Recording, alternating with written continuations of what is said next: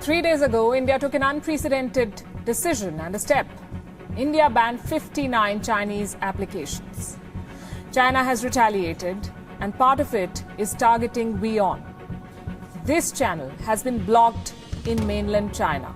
Beijing is using its great internet firewall to cut off WION. Our website, wionnews.com, cannot be accessed on the Chinese internet anymore. As of today, our audiences in China cannot watch this show.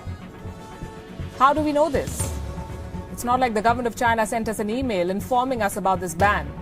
We rely on independent assessments. We track censorship in China, and we have now learned that we are part of the hit list. Greatfire.org is one firm that tracks this. It's one way to confirm what China has been up to. This website is a Chinese internet monitoring watchdog. It was set up in 2011 by 3 anonymous individuals, people who are tired of internet censorship in China.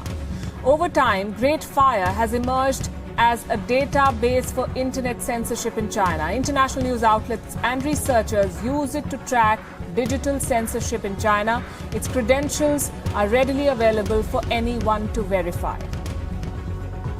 And Greatfire says that WION has been blocked completely in China. The first alert came on the 20th of April, and now WION is 100% blocked.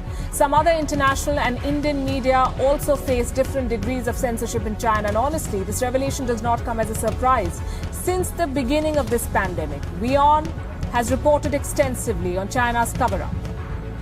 And every step of the way, the Chinese state has expressed its displeasure in more ways than one. First, the spokesperson of the Chinese Foreign Ministry, Zhao Lijian, blocked us on Twitter. This was in the month of March. This man has pioneered China's wolf warrior brand of diplomacy. He has been the chief driver of Beijing's propaganda on the pandemic.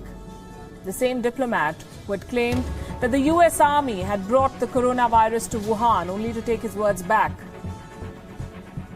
He has been at the forefront of blocking WION. Then we have the Chinese embassy in New Delhi. Their statements leave little to imagination. In several press releases, Chinese diplomats in India have criticized our coverage. In many cases, they've not named us directly. They often hide behind the phrase, some media, to refer to critical reports. But they've used pictures of this channel and of this show. Here's an example from the month of May, a press release by Chinese company Wonfo. A press release distributed by the Chinese embassy in New Delhi. Look at the picture. Wonfo is the company that had supplied faulty rapid testing kits to India. When Indian officials realized that the kits do not work, we reported the story. Wonfo targeted us. They called our reporting fake. Our stand was vindicated when India cancelled orders to this company.